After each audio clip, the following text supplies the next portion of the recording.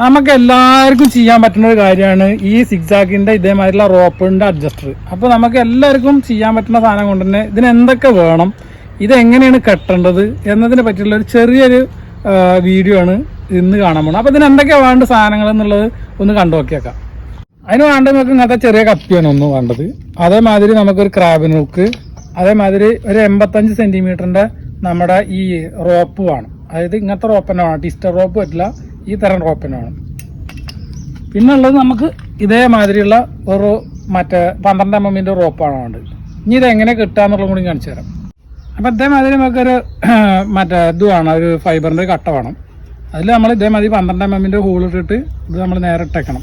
ഇത് ഇട്ടേക്കണതിൻ്റെ കാരണം, ഈ ഹോളിൻ്റെ കാരണം എന്താ വെച്ചാൽ നമ്മുടെ കൈ ചൂടാവാതിരിക്കാൻ വേണ്ടിയിട്ടാണ്. റോപ്പും പിടിക്കുമ്പോൾ കൈ ചൂടാവും, അത് ചൂടാവാതിരിക്കാനാണ്. അപ്പോൾ ഇത് ഇനി എങ്ങനെ കെട്ടൽ നിർബന്ധമായിട്ടും പഠിക്കേണ്ട കാര്യമാണ്. അപ്പോൾ ആ കെട്ട് എങ്ങനെയെന്നുള്ള കൃത്യമായിട്ട് നോക്കി നോക്കും. ഇതിൽ റോപ്പ് കെട്ടൽ പ്രധാനമാണ്. അപ്പോൾ റോപ്പ് കെട്ടുന്നത് ശ്രദ്ധിച്ച് നോക്കുക. ഇതേമാതിരി എടുത്തിട്ട് റോപ്പ് എടുത്തിട്ട് 1 2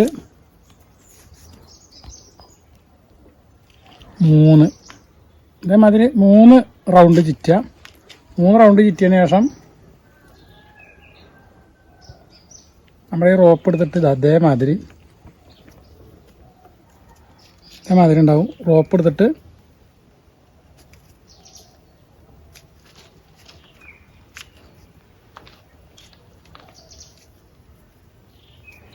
ഇതേമാതിരി വരും.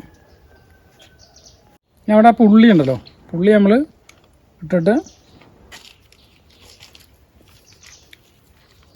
ഇതേമാതിരി നമ്മൾ നമ്മുടെ ക്രാബിന് ഹുക്ക് 2 സൈഡിലും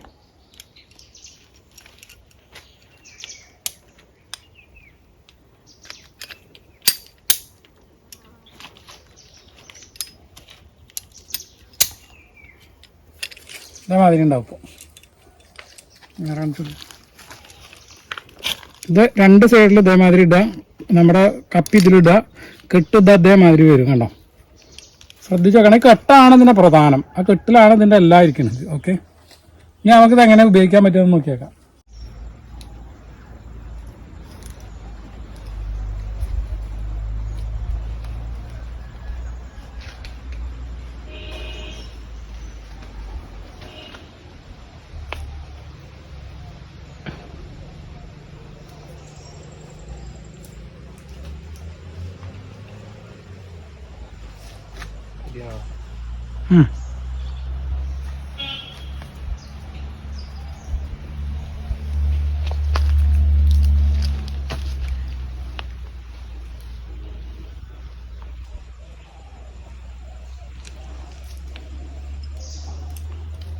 പറ്റും.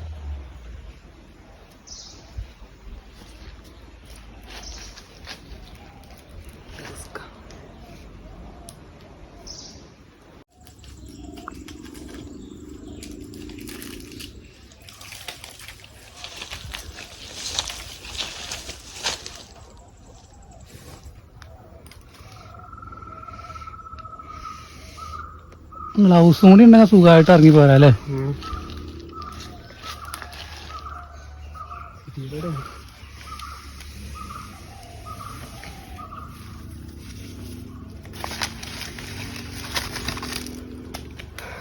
കുഴപ്പമില്ലല്ലോ. ഓക്കെ.